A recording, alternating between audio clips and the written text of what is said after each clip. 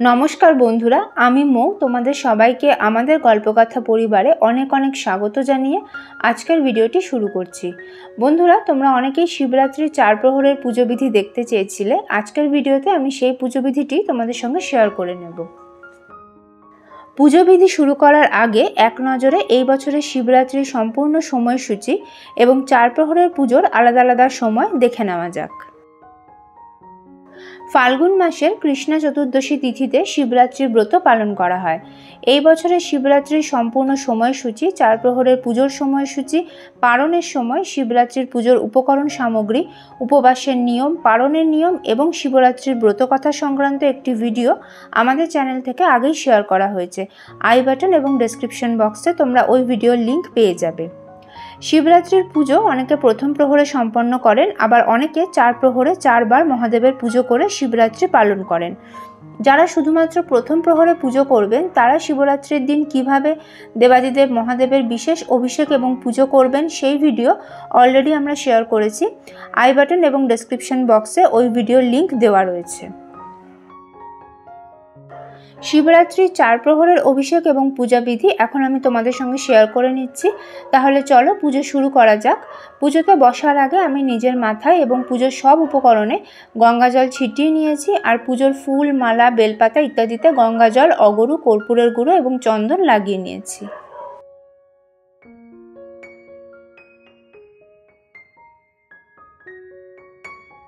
পুজোতে বসে প্রথমেই আমি আচমন আর বিষ্ণু স্মরণ করে নিচ্ছি। হাতে সামান্য গঙ্গা জল নিয়ে নিয়েছি। নম বিষ্ণু, নম বিষ্ণু, নম বিষ্ণু। ওং অপবিত্র পবিত্র বা সর্বাবস্থাং গতঃ পিবা যশ্বরেত পুণ্ডরিকাক্ষং সবাহ্য অভ্যন্তর সূচি। নম সূচি, নম সূচি, নম সূচি। শুরুতে আমি মহাদেবের উদ্দেশ্যে একটা ঘিয়ের প্রদীপ ধরিয়ে নেব। একটা মাটির প্রদীপ ঘি দিয়ে পূর্ণ করে নিয়েছি আমি। প্রদীপে সামান্য জাফরান এবং কর্পূরের গুঁড়ো দেওয়া রয়েছে। শিবরাত্রির দিন মহাদেবের উদ্দেশ্যে এরকম ঘিয়ের প্রদীপ ধরাতে পারলে খুব ভালো হয়, আর প্রদীপটা যদি হলুদ রঙের ফুলের পাপড়ির ওপর বসানো থাকে তাহলে আরও ভালো হয়।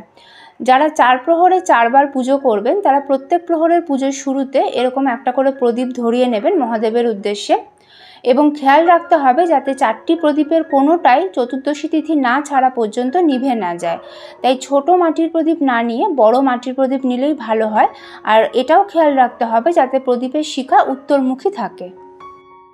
আমি ঘিয়ের প্রদীপটি ধরিয়ে নিয়েছি এবং একই সঙ্গে একটা ধূপও ধরিয়ে নিয়েছি।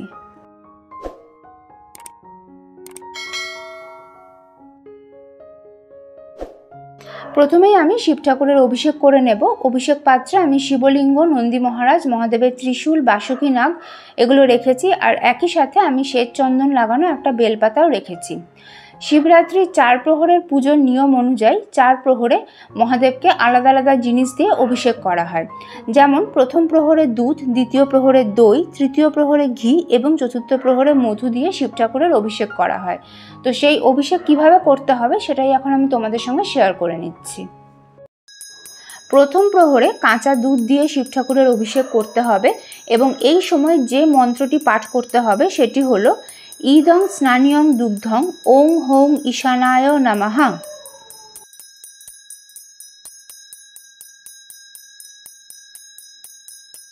কাঁচা দুধ দিয়ে অভিষেক হয়ে যাওয়ার পর আমি পরিষ্কার জল দিয়ে শিবলিঙ্গ, নন্দী মহারাজ, মহাদেবের ত্রিশূল আর বাসুকী নাগ ধুয়ে নিচ্ছি।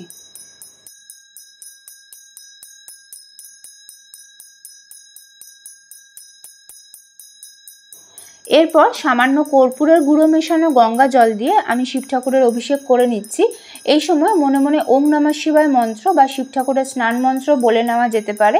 শিব ঠাকুরের স্নান মন্ত্রটি স্ক্রিনে দেওয়া রইল।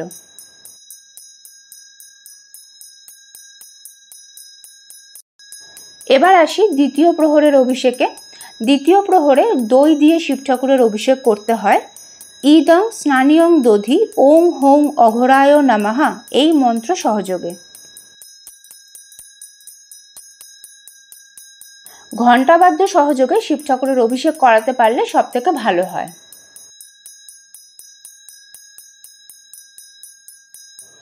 দই দিয়ে অভিষেক হয়ে যাওয়ার পর পরিষ্কার জল দিয়ে আমি সবকিছু ধুয়ে নিচ্ছি।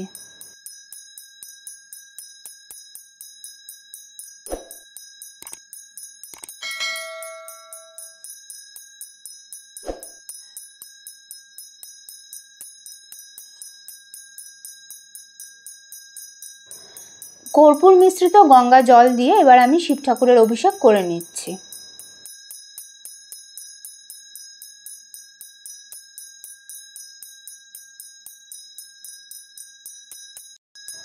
এবার তৃতীয় প্রহরের অভিষেকে চলে আসছি বন্ধুরা। তৃতীয় প্রহরে ঘি দিয়ে শিব ঠাকুরের অভিষেক করতে হবে এবং ঘি দিয়ে অভিষেকের মন্ত্রটি হলো ইদং স্নানিয়ং ঘৃতং ওং হং বামদেবায় নমঃ।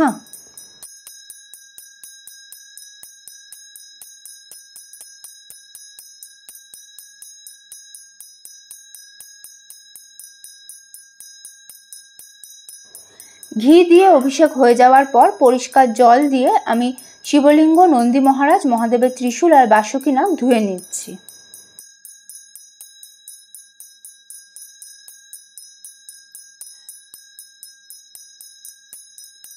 কর্পূর মিশ্রিত গঙ্গা জল দিয়ে আমি শিব ঠাকুরের অভিষেক করে নিচ্ছি। প্রত্যেক প্রহরেই গঙ্গা জল দিয়ে অভিষেকের সময় ওং নমঃ শিবায় মন্ত্রটি বা শিব ঠাকুরের স্নান মন্ত্রটি বলে নিতে পারো।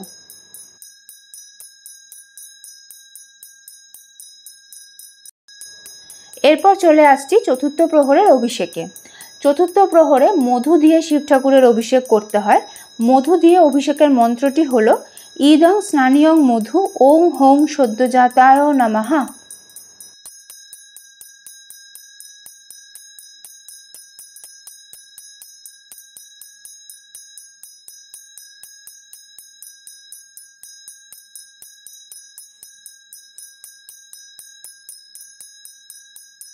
মধু দিয়ে অভিষেক হয়ে যাওয়ার পর আমি পরিষ্কার জল দিয়ে শিবলিঙ্গ, নন্দী মহারাজ, মহাদেবের ত্রিশূল আর বাসুকী নাগ ধুয়ে নিচ্ছি।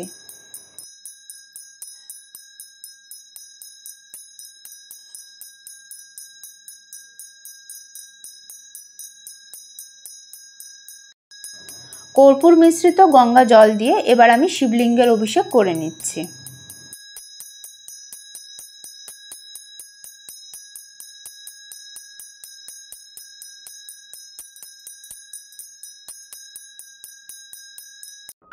বন্ধুরা, শিব ঠাকুরের এই অভিষেকের জল তোমরা বাড়ির সকলের মাথায় সামান্য স্পর্শ করিয়ে নিয়ে তারপর কোনো গাছের গোড়ায় দিয়ে দিতে পারো, তবে তুলসী গাছের গোড়ায় দেবে না। অভিষেক বিধি সম্পন্ন হয়ে যাওয়ার পর আমি শিবলিঙ্গ, নন্দী মহারাজ, ত্রিশূল এবং বাসুকী নাগ ভালোভাবে পরিষ্কার করে নিয়ে পাথর বাটিতে বসিয়ে নিয়েছি। আর মাটির কলকেটাও আমি গঙ্গা জল দিয়ে ধুয়ে পাথর বাটিতে রেখেছি। বন্ধুরা, তোমরা অনেকেই আমাকে জিজ্ঞেস করো যে শিব ঠাকুরকে যে পাথর বাটিতে বসানো আছে সেটা আমি কোথা থেকে কিনেছি। তো এই পাথর বাটিটা আমি আমাদের লোকাল মার্কেটে, যেখানে কাঁসা পিতলের বাসন বিক্রি হয় এবং ঠাকুরের পুজোর বিভিন্ন রকমের জিনিসপত্র, বাসনকোসন, পোশাক আশাক বিক্রি হয়, সেই দোকান থেকেই কিনেছি। আর একটা কথা বন্ধুরা, যে শিবলিঙ্গ সবসময় এমনভাবে রাখতে হয় যাতে শিবলিঙ্গের গৌরীপীঠ উত্তরমুখী থাকে এবং যিনি শিব পুজো করছেন তিনিও উত্তরমুখী হয়ে পুজো করতে পারলে সব থেকে ভালো হয়। যদি একান্তই সম্ভব না হয় তাহলে পূর্ব দিকে মুখ করেও শিব পুজো করা যায়, কিন্তু শিবলিঙ্গের গৌরীপীঠ সবসময় যেন উত্তরমুখী থাকে, এদিকে খেয়াল রাখতে হবে। ভিডিও শ্যুটের সুবিধার জন্য আমি এখানে আলাদা করে আসন পেতে পুজোটা করছি। তোমরা তোমাদের সিংহাসনেও এই শিবরাত্রির পুজো করে নিতে পারো। শিব ঠাকুরকে আমি একটা নতুন পৈতে নিবেদন করে দিলাম। পৈতে প্রত্যেক সোমবার বা প্রত্যেক মাসে পাল্টাতে হবে এমনটা নয়, তবে সম্ভব হলে তোমরা শ্রাবণ মাসের প্রথম সোমবার শিব ঠাকুরের বিশেষ পুজো করার সময় আবার একটা নতুন পৈতে মহাদেবকে নিবেদন করতে পারো। আমি শিব ঠাকুরকে শ্বেত চন্দনের তিলক পরিয়ে দিচ্ছি। তোমরা কেশর চন্দন বা অষ্টগন্ধা চন্দনও ব্যবহার করতে পারো।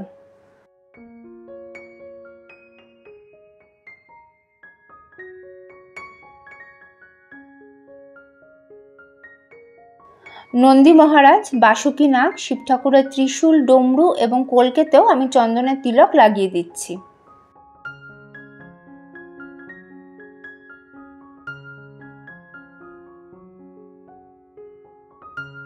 শিব ঠাকুরকে আমি ভস্যের তিলক পরিয়ে দিচ্ছি।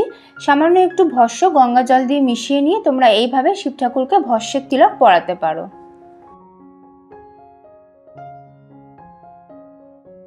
শিব ঠাকুরকে আমি এই রুদ্রাক্ষের মালাটা পরিয়ে দিলাম। আমার কাছে এই মালাটা আছে তাই আমি এটা শিব ঠাকুরকে নিবেদন করলাম। তবে রুদ্রাক্ষের মালা বা রুদ্রাক্ষ দিয়েই পুজো করতে হবে এমন কিন্তু কোনো ব্যাপার নেই।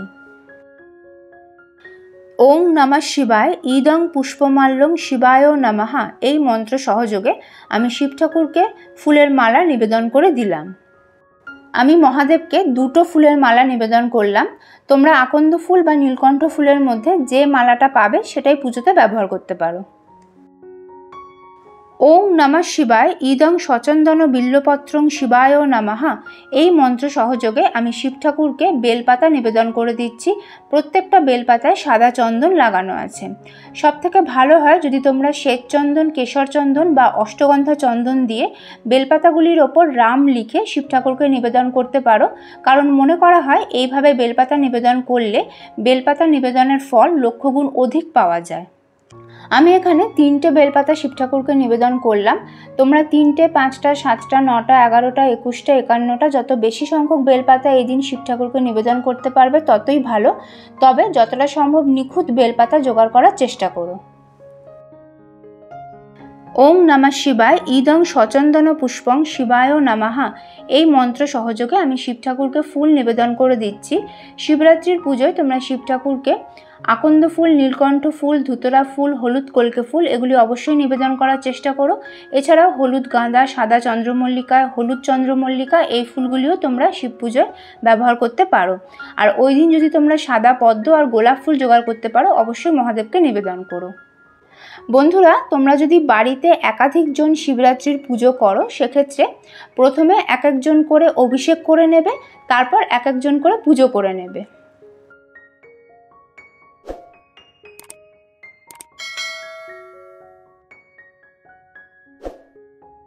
শিব ঠাকুরকে আমি ধুতরা ফল নিবেদন করে দিলাম।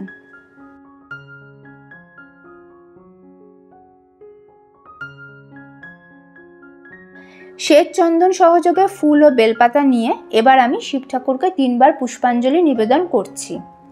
শিব ঠাকুরের পুষ্পাঞ্জলি মন্ত্রটি হল ওং নমঃ শিবায় এষ সচন্দন পুষ্পবিল্ল পত্রাঞ্জলি নমঃ শিবায় নমঃ। এই মন্ত্রে আমি 3বার পুষ্পাঞ্জলি নিবেদন করছি।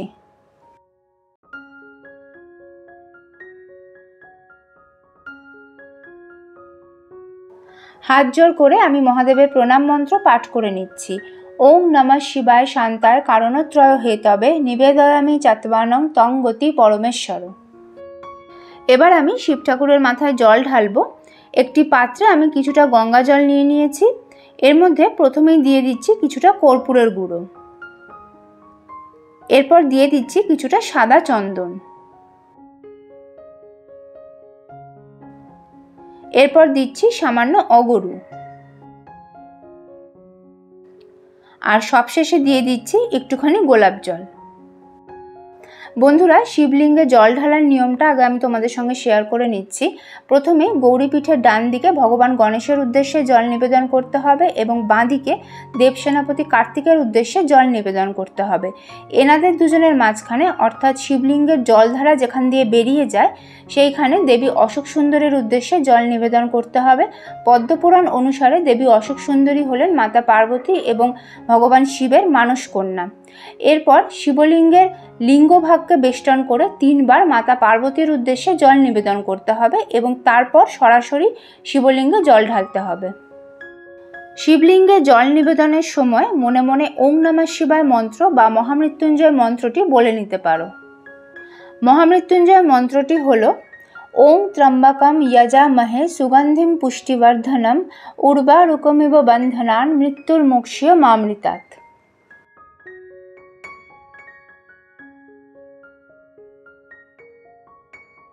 শ্বেত চন্দন লাগানো কয়েকটি দূর্বা আমি শিবলিঙ্গে নিবেদন করে দিলাম।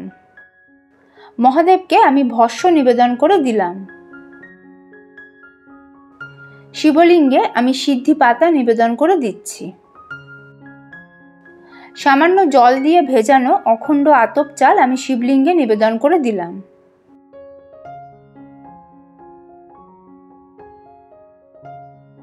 মহাদেবকে আমি জল দিয়ে ভেজানো গোটা সবুজ মুগ নিবেদন করে দিলাম। একটু জল দিয়ে ভেজানো 5টা গোটা গোলমরিচ আমি শিবলিঙ্গে নিবেদন করে দিলাম। সামান্য পরিমাণে জল দিয়ে ভিজিয়ে 5টি গোটা লবঙ্গ অর্থাৎ ফুলসহ লবঙ্গ আমি মহাদেবকে নিবেদন করে দিলাম। বন্ধুরা, তোমরা দেখলে যে দূর্বা, ভস্য, সিদ্ধি পাতা এবং আতপ চাল ছাড়া আমি এখানে সবুজ মুগ, গোটা গোলমরিচ এবং গোটা লবঙ্গ শিবলিঙ্গে নিবেদন করলাম। তবে তোমাদেরকেও যে এই 3টে জিনিসই নিবেদন করতে হবে এমন কিন্তু নয়, কারণ শিবলিঙ্গে আরও বেশ কিছু বিশেষ সামগ্রী নিবেদন করা যায়। আমাদের চ্যানেল থেকে পাবলিশ হওয়া শিবরাত্রির পুজোর উপকরণ সামগ্রীর ভিডিওতে এই নিয়ে সবিস্তারে বলা আছে। ডেসক্রিপশন বক্সে ওই ভিডিওর লিঙ্ক তোমরা পেয়ে যাবে। ওই ভিডিওটা রেফার করে তোমরা তোমাদের প্রয়োজন মতো বা পছন্দ মতো বস্তু শিবলিঙ্গে নিবেদন করতে পারো। ওং হ্রিং এতে গন্ধপুষ্পে গৌরজেই নমঃ এই মন্ত্র সহযোগে আমি শিবলিঙ্গের গৌরীপীঠে মাতা পার্বতীর উদ্দেশ্যে ফুল নিবেদন করে দিলাম। হাত জোড় করে আমি মাতা পার্বতীর প্রণাম মন্ত্র পাঠ করে নিচ্ছি। ওং সর্বমঙ্গলা মঙ্গলে শিবে সর্বার্থ সাধিকে শরণ্যে ত্রম্বকে গৌরী নারায়ণী নমস্তুতে। ওং সৃষ্টি স্থিতি বিনাশানাং শক্তিভূতে সনাতনী গুণাশ্রয় গুণময়ে নারায়ণী নমস্তুতে। ওং শরণাগত দীনার্থ পরিত্রাণ পরায়ণে সর্বস্বার্থী হরে দেবী নারায়ণী নমস্তুতে। এতে গন্ধপুষ্পে ওং বৃষভায় নমঃ এই মন্ত্র সহযোগে আমি নন্দী মহারাজকে ফুল, বেলপাতা এবং দূর্বা শ্বেত চন্দন সহযোগে নিবেদন করে দিলাম। নন্দী মহারাজকে আমি কিছুটা ভেজানো অখণ্ড আতপ চাল নিবেদন করে দিলাম। বাসুকী নাগের উদ্দেশ্যে আমি ফুল নিবেদন করে দিলাম। শিব ঠাকুরের ত্রিশূল আর ডমরুর উদ্দেশ্যেও ফুল নিবেদন করে দিলাম এবং শিব ঠাকুরের কলকের উদ্দেশ্যেও আমি ফুল নিবেদন করলাম। দক্ষিণা স্বরূপ একটি কাঁচা টাকা আমি নিবেদন করে দিচ্ছি। পরে তোমরা এই কয়েনটা কোনো মন্দিরে দক্ষিণা রূপে দিয়ে দিতে পারো। এরপর আমি ফুল এবং বেলপাতা সহযোগে মিষ্টান্ন ভোগ নিবেদন করে দিচ্ছি। ফুল ও বেলপাতা সহযোগে আমি গোটা ফল নিবেদন করে দিচ্ছি। শিব পুজোতে সাধারণত গোটা ফলের নৈবেদ্যই নিবেদন করা হয়, আর শিবরাত্রির দিন তোমরা অবশ্যই এই গোটা ফলের নৈবেদ্যের মধ্যে বেল রাখার চেষ্টা করো। আমি পানীয় জল নিবেদন করে দিচ্ছি। শিব ঠাকুরকে নিবেদন করা গোটা ফল এবং অন্যান্য ভোগ আমরা প্রসাদ রূপে গ্রহণ করতে পারি কিনা সেই প্রশ্ন তোমরা অনেক সময় আমাকে করো।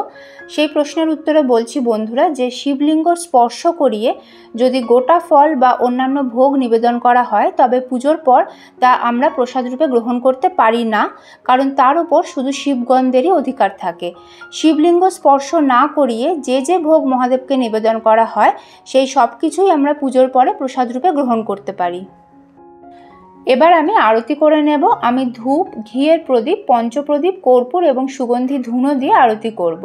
আরতির সময় অবশ্যই ঘণ্টা বাজাবে এবং আরতির পরে শঙ্খও বাজাবে, কারণ শিব পুজোয় শঙ্খ বাদ্য হিসেবে নিষিদ্ধ নয়, শঙ্খ দিয়ে শিবলিঙ্গের অভিষেক করা নিষিদ্ধ।